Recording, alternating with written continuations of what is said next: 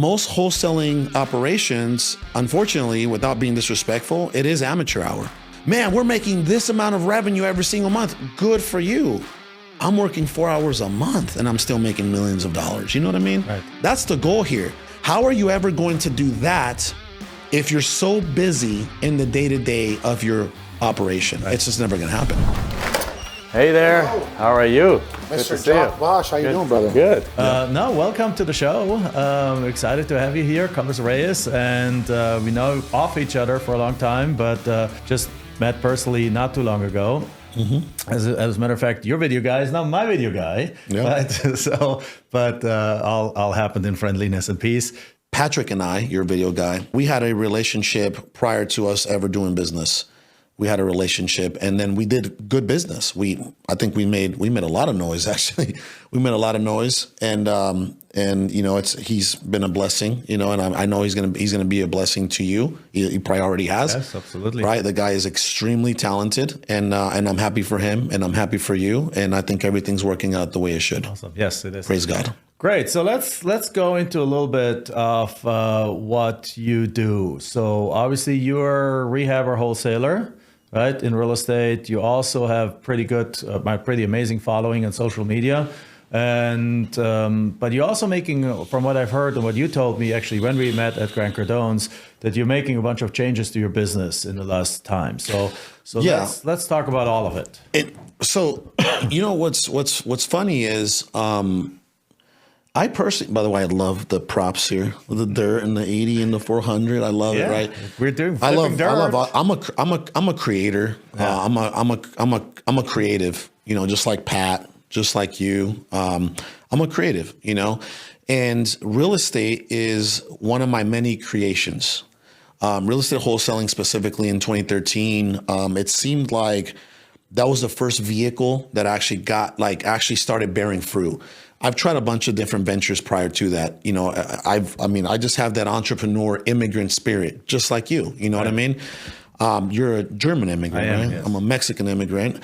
And, you know, this is the way of life over there, right? We figure out, hey, what can we do to take care of our family, right? So, exactly. You know, I don't know. If you want to go down, I'll make it really brief. My mother had the vision to come to America. And that's how, you know, she started working the fields in California. She received amnesty. That's how she became legal in this country. And then 2 years later, she went back and snuck us in. I can say that now because I'm an American citizen. Okay. Right. By the way, I was actually charged an extra fee for breaking the law of illegal entry. So for anybody out there that wants to talk smack, reimburse me for the fee that I was charged, and then talk smack, and then I'll be open to it. But my mother, she brought me through a sewer canal the first time in San Ysidro, California, which is next to TJ Tijuana. And we went to Cali. And, you know, for a single mom to raise 2 children in California on the kind of money she was making, before the 3rd grade began, because I got there in the 2nd grade, by the end of the 2nd grade, we were homeless. We were under a tree, and we had to go back to Mexico to go back to the drawing board, right? So we went back to the drawing board. At this point, I am entering the 3rd grade, and I'm like, hey, Mom, I'm going to help you. You know, we came up with the plan of how can we get back to America? Because, you know, once you've lived here, you're like, I'm not going to live here. I'm not going to live in this country, you know, like as far as Mexico or Germany. I don't know the kind of situation you got going on in Germany, but the situation we had to go back to in Mexico was rough, man. Yeah. You're talking about, you know, no electricity in the house, dirt floors, dirt roads. You're talking about butane lamps for lighting at night. Right. You're talking about cooking with the fire. You're talking about a washing board to wash our clothes in the back. You're talking about, you know, taking showers out of a bucket on a very small piece of concrete. You're talking about a back house that my grandfather built so for us to use the restroom. Mm-hmm. I mean, we went from America back to that situation. Even if you live very modestly in America, you're still having a bit. The poorest person in America has a better situation than what I had in Mexico. So just quickly, I didn't want to interrupt you there, but you were in second grade when you walked to a sewer canal. Yep. You remember that? Yes, I do. The smells and everything. I remember. I have a very there's specific situations that I remember in my life, and I clearly remember my mother, and I confirmed this with her. I remember her carrying my little brother with her left hand as she is just guiding me with her right hand. And I remember failing the first time and actually getting caught. And the Border Patrol guy was nice enough to say, hey, just go back instead of like, back then it was a different thing. In the 90s, it was different, right? Instead of the guy putting us in the back of a truck and then maybe separating from our mother, no, he just said, hey, go back, and we went back. And we stayed an extra 48 hours in my aunt's house who lived in TJ. We stayed there, kind of regroup and recharge, right? And then we tried it again and we made it. So that was that's one of the vivid memories that I will never forget. So anyway, we went back to Mexico. I started bagging groceries. And she started cleaning hotel rooms. At the resort in San Carlos, we gathered enough money. We sent her to Phoenix, which we are now. And sure thing, man. 7th grade. So this time she didn't bring me back over until I was about to enter the 7th grade. And this time I came in through a fence in Nogales. Right. So there was a small hole in the fence in Nogales. She paid a human smuggler. Man, I think it was like $25 or something. Back then it wasn't a lot, $25. So her cousin knew somebody that can jump me through the fence, and the guy gave us probably a heavy discount because I think he was charging a couple $100, but we didn't have it. $25, snuck through the fence, got into a van in McDonald's, made it up to Phoenix. We started my paperwork process in 1997. I became a citizen in 2012.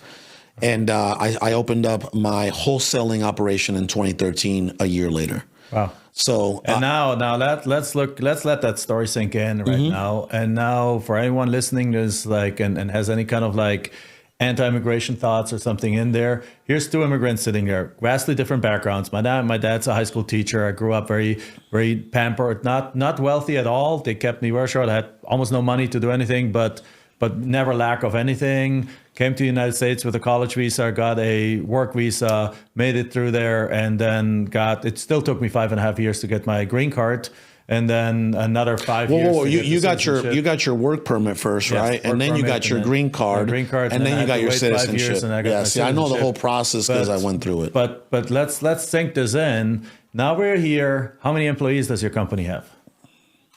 Worldwide? Or in the U.S.? Let's put it just in the U.S. Well, or how many team members does your company support in the United States? Internationally, here in America and throughout Mexico and Egypt, over 800. Over 800. Praise God, over 800 families. Now, we serve over 800 families. And in the United States, how many just in the U.S. W2, 1099 contractors? No. Everybody's W-2 now. I mean, my operation runs very lean because a lot of our operation now is ran through virtual, which is one of our companies. We have a BPO company, right? We have a full-blown BPO company that we started back in 2017. So we have about 30 leaders in the office, right? Like management, right? Mm-hmm. From a COO down to what would you call Maria? She runs my real estate side. She's like the general manager now, and she's not even. She used to be what's called let's say the sales director. Let's say 30 here, right? So 30. Good. I mean, it varies. We have 35 American-based employees and a whole bunch around the world, and then another 20 or so coaches that are 1099. Here we're sitting and people talk about anti-immigration, yet at the same time, we're providing combined jobs for 70 families, over 70 families right here in the United States. Like, people forget that shit. Right? They forget that actually immigrants are the highest percentage of all people in the United States, have the highest percentage of being millionaires. Immigrants have the highest percentage of entrepreneurship. Immigrants have a massive net positive influence on the country. Mm-hmm. So I'm with you. Boom, virtual fist bump here. Just we're too far away to that. There we go. We still reached the things on the way. Congratulations to that. I mean, that's a tough gig to go through. That's a tough thing. Now, how did that fuel you, or did it hold you back? Well, that experience? first and foremost, one of my goals, and I slowly have transitioned here and there into politics, which I'm not a big fan of. Not a big fan of politics. The reason why I'm not a big fan of politics, because even though politicians start with the right thing in mind, the right sentiment in mind, eventually something happens. Social environment takes over, and you go from having, good intentions to, unfortunately, some collusion. Like now there's money and there's temptation, and you got to play by the rules. You got to get along to go along, and a lot of things happen. But one of my goals is to really start or plant seeds about immigration reform. I've spoken to Myra Flores out of Texas. She is the first Mexican-born immigrant to be in Congress. She runs one of the districts in Texas. I've spoken to Carrie Lake, who was supposed to be the governor. They're still working all that out, right? So I've spoken to that we do this video. They're still working it out. Yeah, I've spoken to some really big immigration influencers that have millions of followers, because I feel like we should create a path to legalization for the right people that are here. Does that make sense? Yeah, for the right people, sense. not the wrong people. I want to make a path for legalization for the people that are actually productive members of society, and all they want to do is partake in the American dream. Yeah. They want to work, they want to make money, they want to pay taxes, they want to buy homes, they want to buy cars, right? They want to contribute towards America. And that's I want to try to plant seeds, even if I never see it. And I don't know if you guys saw this on my social media. One of my heroes is Martin Luther King, and if you look at who Martin Luther King was, not only was he an exceptional human being, but he was a civil rights leader, right? And that's just a spirit that I have. Like when I was in Atlanta, I was doing a speaking engagement in Atlanta. My family and I, we went to the Martin Luther King house. We went to do all that because he's one of my heroes, right? Right. So I've already grown up with that programming of like, when I have the resources, right? When I have the network, when I have the influence, I want to be one of the first Mexican-American citizens to create a path for legalization. And I feel like where I'm at and where I'm headed, I think I'm going to be able to really push that, God willing. Yeah. So I'm certainly not a Democrat by all means. I love free enterprise. The less laws they can create, the better. So I was cheering for in the midterm election for Congress to be split in opposite ways, because that means it's stalemate and they can't do anything, which is the best of all worlds because there's way too many laws already. Yeah. At the same time, being an immigrant, I can see the influence and the impact immigrants have. And I always have to laugh. I'm also like a little bit of a history buff. So I love reading like things. And I read about these immigration waves, and I mean, you learn about the immigration waves, supposedly learn about it in high school anyway, but I read a couple of extra books about it and we're going detail. And what the funniest part about that is that what we're seeing out there with immigration is like every time a new group comes in, the group that just came in before wants to kick them out. Like, the Italian came in, and I don't remember the sequence anymore, but the Italians came in, the Irish want to kick him out. Or the Irish came in, and the Italians want to kick him out. The Polish came in, and the Irish now say like, no, you guys kick out. Now the next run in, the next group comes in, and it's always like, no, we're full. We're not full. I'm a land flipper. You can double the size of the United States in population, and it still wouldn't feel crowded. And actually, matter of fact, a lot of that is going to happen with the advent of like Skylink and all this kind of stuff, that you can live anywhere and have internet access and those kind of stuff. So there's plenty of space in this country from that point of view. And I'm I'm conservative as heck and everything else, but in that part, I'm fully on board. Well, let's talk about. I'm a creative. I create. I try to create other businesses prior, and they didn't work out for one reason or another, right? And then obviously wholesaling hit. I stuck with wholesaling, and that's the other thing. People I can tell you that some of the businesses prior to real estate, I didn't follow through all the way. Like I tried 30 days. This is how it happened, right? I had massive multi-million-dollar opportunities prior to real estate in the regional Mexican music industry. But this is what happened. There's a guy, Luis Coronel. He's like the Mexican Justin Bieber, not any longer because he's older now. And when you're like a cute teenager that sings about girlfriends and stuff like that, everybody loves you. And then you get a little older and you're like, okay, he's not that cool anymore, right? So that's what he's just a regular dude now, right? But this kid was blowing up. He's out of Tucson, and I start talking to his production company, and I'm like, hey man, who's making this kid's apparel, right? Merchandise. Well, nobody. Why? Okay. Well, if I make it, can I keep 20% of the sales? Yeah, sure thing. Brother, we do 30-something thousand the first month, 40-something thousand the second month. I think we're going to hit 60,000. Like it was like scaling. And I was individually, we set up a website through bigcartel.com to sell his merchandise. And then I set up a Dymo label. And then I got all these like blank envelopes from the US Post Office.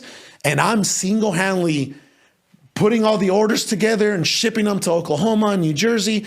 And that was gonna think about it, right? Like that was a multi-million-dollar potential business for me if I would have put the right paperwork in place. Right.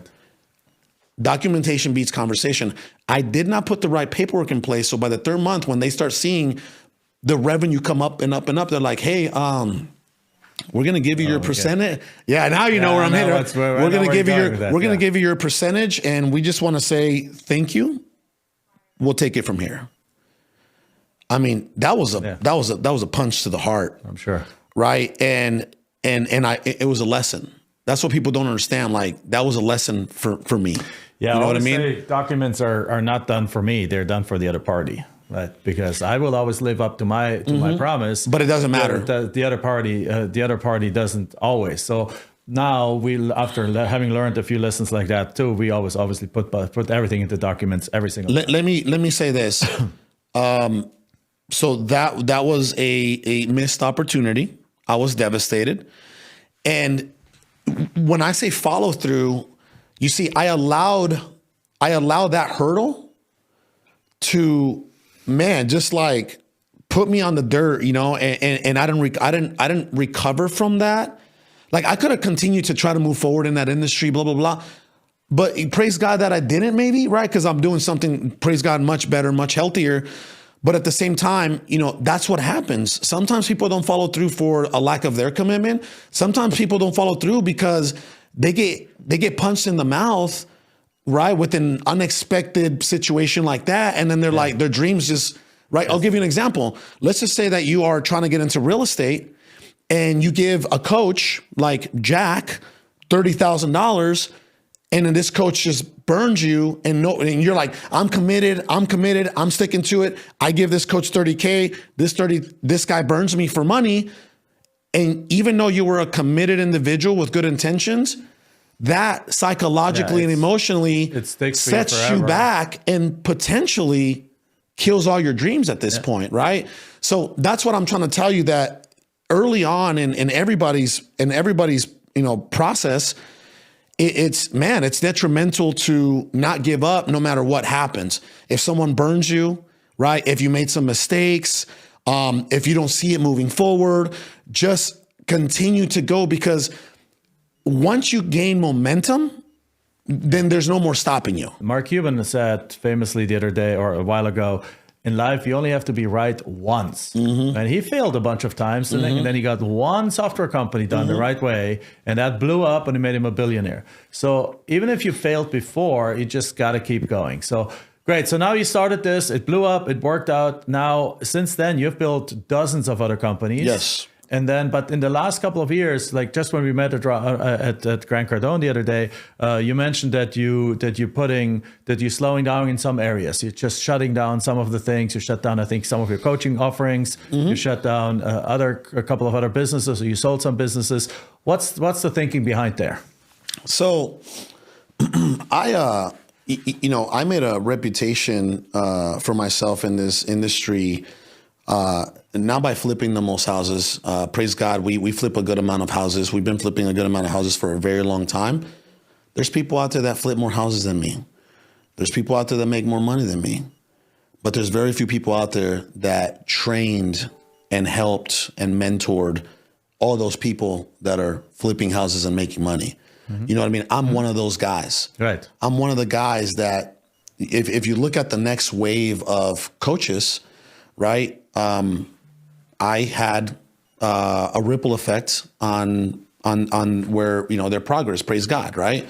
I was just an instrument of God and I helped all these people. That's how I made a reputation for myself. I've helped thousands of people make a lot of money, and, I'm very grateful for that. And I no longer mentor. I stopped that, our last person in group coaching falls off in January, which we're a month away from completely being done with everything. When as far as like our executive elite program, which is a mentorship program. And I'll tell you what, if I ever do mentor or consult, I'll consult now, but I'll consult for equity. Mm-hmm. You want me to help you build a multi-million-dollar company? It's going to cost you. Right. Your $40,000 is not enough for me to even leave my house. You know what I mean? No, absolutely. You want me to help you build a 7-figure company? It's going to be 20%. Right. Or I'll just go make 40. I mean, make that somewhere else. You know what I'm saying? It's just not worth it, right?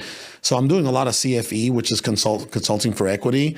What I'm most excited about now is Sal and I, my business partner, we're in the private equity space, specifically mergers and acquisitions. We're buying, which is what I was going to tell you. We were at the Tim Tebow, and I met a guy there, and then a week later, we're in the office, and then another week later, we're buying 2 companies together, right? So we bought 30% of a company called smartuv.shop, 20% of another company called Healthier Motion. And then we just made one of our bigger investments last week. We bought 10% of an 8-figure company that we're planning on increasing it to our goal with that is a $40 to $100 million exit in the next 3 to 5 years. Nice. So my 10% at 40 mil could be 4 mil, or my 10% at 100 mil can be 10 mil. And that's just one company that we invested hundreds of thousands of dollars into last Friday. That's what we're doing. Thank you, brother. Mergers. Okay. And then, and throughout globally now we're starting to take 67% ownership of some of the centers that we're operating throughout the world, right? So we're starting to really, what happened is we're starting to become more mature in business. That's all it is. And the way that our maturity has evolved over the years, it's through people burning us. I've had 11 people, not counting, because I don't consider Pat a guy that came in and took, and I don't consider him like that. I've had 11 people come in through my organization and on the way out be unethical. And I always said this, I said, hey, I understand that. And by the way, we didn't have the corporate structure that we have now, right? So when you don't have structure, that's going to continue to happen, by the way, because people aren't plugging into a specific area in your business. Now they're plugging into everything, and they're watching everything, and they're learning how to be an entrepreneur right along your side. So, you got to have a structure, right? I've had 11 people come in and, 1, 2, 3 years, 5 years in some cases on the way out, steal, be unethical while they're on the clock. Yeah. So I've had the same thing happen too. I've learned a lot. I've learned a lot. And just for anybody out there that's listening, and any business owner out there, me personally as a businessman, I don't have a problem with other people growing. That's not my pain or my resentment, which I no longer have any of that. I had to work that out through months and months of like internal work, right? Because resentment is like, it's not a good feeling. I resented some of these people that stole on the way out, right? And that right there kept me in shackles, right? Because it's not a good thing. It's not a positive emotion. It's a very low frequency emotion. I don't have a problem with people growing. I had an issue with people being unethical on the way out. Right. Be transparent, be ethical, and the bridge will never get burned. Why do you think Pat and I still I'm here because of Pat? Right. Right? Because he didn't burn his bridge on the way out. Right. He was very serviceable. He was very transparent. Well, guess what? That's one out of very few people that have ever done that in my career. I know we've had the same case. I think we've just rehired one person in our company who didn't burn the bridge on the way out. That's the only person that we rehired in the last, I don't know how many years. Because everyone else, if they left on their own, they left in a way that we didn't want to rehire them. I don't understand or that, by the way. We had to let them go, in which case there was reasons why we would not rehire them in the first place, right? Mm-hmm. But even a couple, that same thing happens. We had two of our coaches, and then one of our coach and one of our sales guys go behind our back and offer our own coaching program. There you go. At a lower price, with our same documents, our same everything, while they worked for us. Yep. And then our sales team head of our sales team at the time, which was an external sales team company, would not put it in writing that he didn't know about it. Interesting, right? So we had to literally get rid of everyone, the entire sales team, those guys, right literally 3 weeks after COVID started. Yeah. And but you know what? Sometimes these things are also a blessing in disguise. First of all, it made us step up our documentation, made us step up but then also the team we hired then Better. tripled what the first team sold in a matter of 3 months.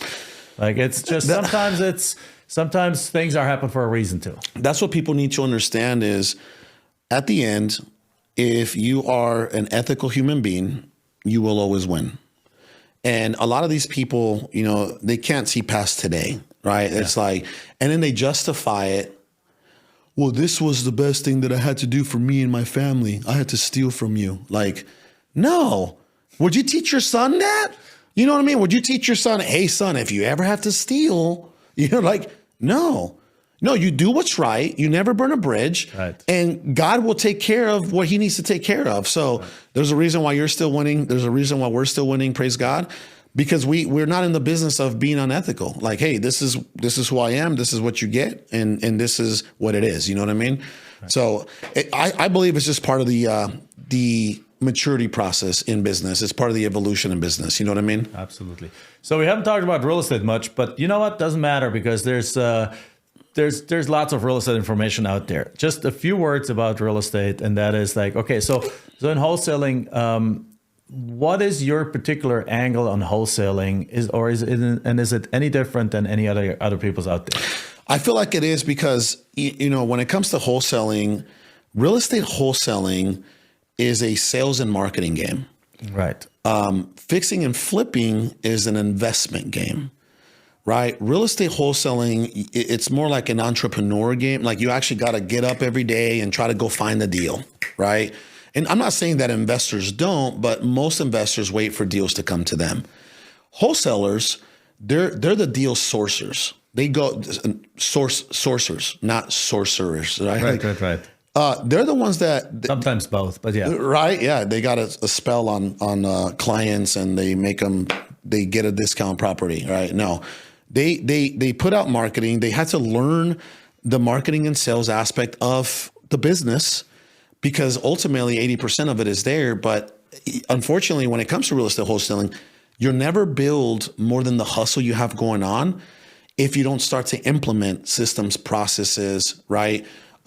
Departments, infrastructure, SOPs, you know, like, you'll never grow past whatever it is that you're doing. And I believe that most wholesaling operations, unfortunately, without being disrespectful, it is amateur hour. Yeah, it is. They never grow past what they're doing, which is trying to find deals and trying to sell deals and trying to make money. They're not building something to last. It's a hustle. It's the hunter-gatherer kind of guys. The guy goes out, when I'm going to hunt today, if I hunt something, I have enough to eat for a few weeks, and I got to go back out hunting. Yep. And that's not a business. We always say like that is somebody, even those operations that run like that, it's really one person or a couple of people doing real estate wholesaling and a bunch of people helping them.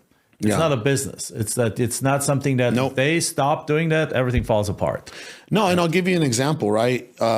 If I make $5 million in real estate wholesaling and flipping this year, and you make $10 million in real estate wholesaling and flipping this year, but I work 4 hours a month because my operation is systemized and delegated, and you're busting your butt every single day and you have the blinders on. Like that is just what you do every single day, but you're making twice the revenue that I'm making, right? But I'm working 4 hours a month. You're working 60 hours a week. Who's doing better? Right. Absolutely. You're doing better. You see what I'm saying? Yeah. 100%. That's what I don't care if people out there, oh man, we're crushing it. We do this many deals. Good for you. Man, we're making this amount of revenue every single month. Good for you. I'm working 4 hours a month and I'm still making millions of dollars. You know what I mean? Right. That's the goal here.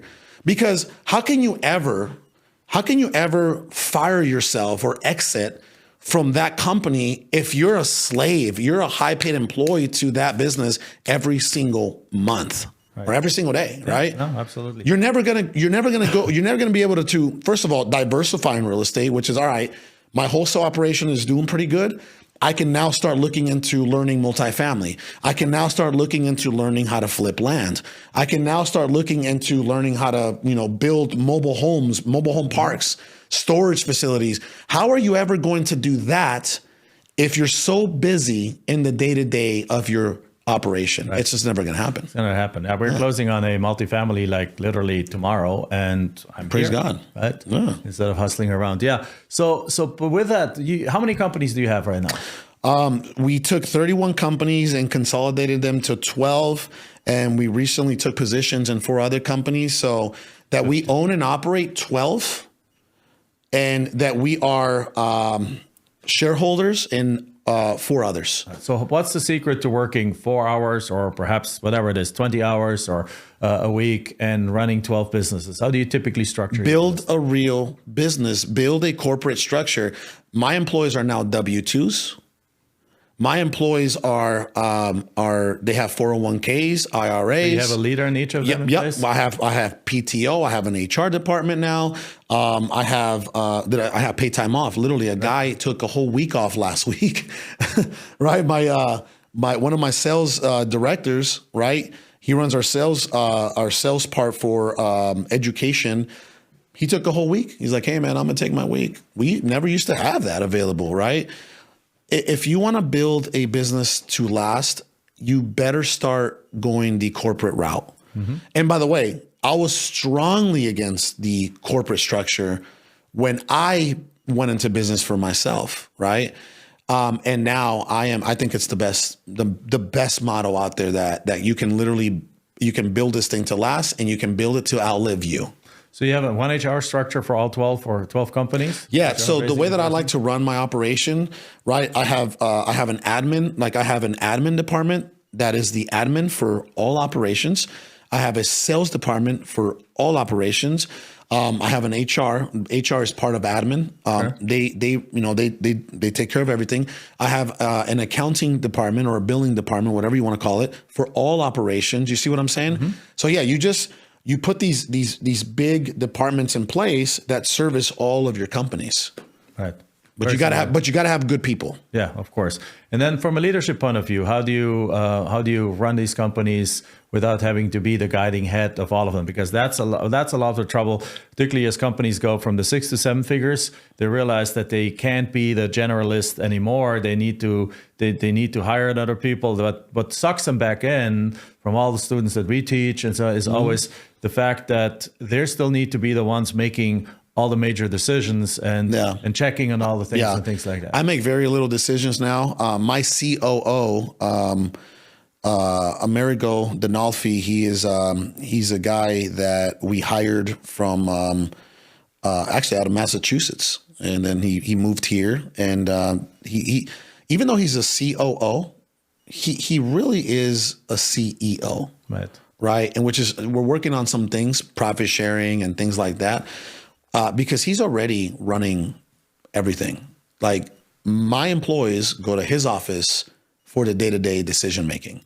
Right. They don't come to me. Now Rico, That's his nickname. Rico, myself, right now our board, because we're creating different boards for different companies, and you know about this, right? Our board right now consists of Sal, which is my business partner, Rico, and myself. So whenever executive decisions need to be made, right, on a bigger scale, that's going to have a bigger impact on any specific company, then that's when we go to the board, which is me, Rico, and Sal. Next year, we will formally, in writing, have these boards put together, and each board will consist of 3 to 5 individuals on that board. All right, very So cool. that's how we run our operation right now. Beautiful. Also know you're a big family guy. Yeah. Right? You're married, 2 kids, right? Yep. I'm still, I have no baby mamas out there, just in case they're watching. It's not mine. No, I have 2 children with the same, my wife, who I met at a young age, 17 years old. She's my soulmate. And just like anybody else, we had our ups and downs. And we grew together, right? Because that's what happens when you meet at such a young age. You're either going to grow together or grow apart. Yes. And we grew together, and she runs the household. She's the CEO of the house. I'm probably her assistant, honestly. You know what I mean? Because she sets everything, right? Let's be honest. Let's be 100% here for every husband and man that's watching and listening out there. Right, you may be the big boss out in the real world, but once you're home, you're not the boss, even though you may think you are. Right? She runs the house, she runs the kids, and she tells you where you need to be plugging into. And in our case, Michelle and I co-run the business. She was the CEO for the longest time. She just stepped down from that role, and I was a COO basically. And now we're kind of like, she's stepping out for a little bit, starting her own things. And but yeah, I have no illusion that I'm the boss anywhere. Yeah, and I'm okay with that. Yeah, I'm totally okay with that. I'm okay. Right? Yeah. So we actually have a quick video. Do you want to play this quick video? Sure. Like, we have a quick video from that from your reels, from you out there. Okay. That actually, let's see what your take is on that. One thing that my wife has held me accountable for over these past couple of years is, above everything and anything, she wanted me to become a great daddy. That's what I've been focusing on, is becoming a great husband and a great father. There's nothing more important to me at this point in my life. My family is my why, and I grew up with no family structure. I grew up, not celebrating holidays. My mom was always working 2 to 3 jobs a day, so there was absolutely no family structure. And Vanessa, coming from a great family and having her parents and having that good example, she was able to transfer that and teach me those things that I had never had access to. And here we are. Like, my family is everything. It's above all, it's everything in my life. It's my driving force to everything that I do in my life. Oh, thank you. Can you send me that, please?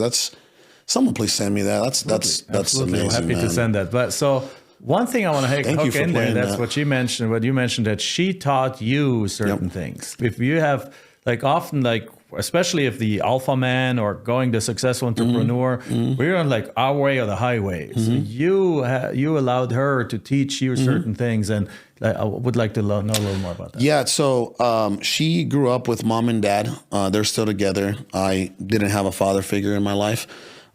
She grew up celebrating holidays with her family. I was the guy that, we didn't even have a Christmas tree. My mom would be working.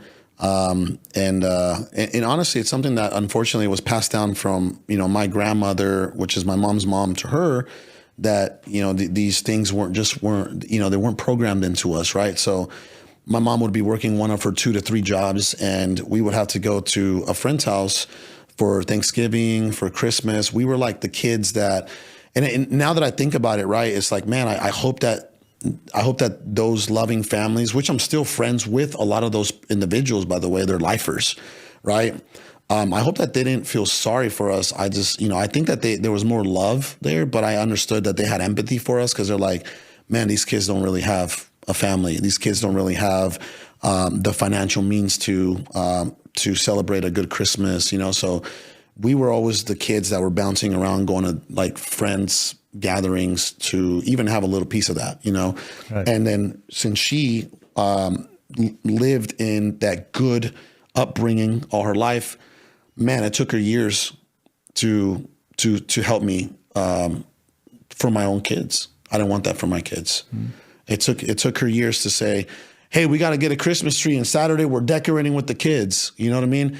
It took her years to, we got to put up some Christmas lights. You know, I don't care if we put them up or we pay, but we got to put, you know, like I never was into all that. You know what I mean? So I'm telling you, truly, when you find a good woman, they're going to influence you in the right areas. And she did. So I'm very grateful for that. Awesome. Great. So now just to wrap it up, if anyone wants to find you, know more about you, share your information, how do they find you? Just call you, man. I mean, if they just, no, I'm just joking. Carlos Reyes on Instagram. We can find that video. We can find all kinds of stuff about you. Carlos Reyes on Instagram. Awesome. Thank you very much for being with us. Thank you. Thanks for having me. All right, then that's a wrap. So with that, make sure you give us 5 stars on iTunes, you subscribe, you share, and also if you're watching this on YouTube, make sure you subscribe, hit that notification bell, and see you in the next show.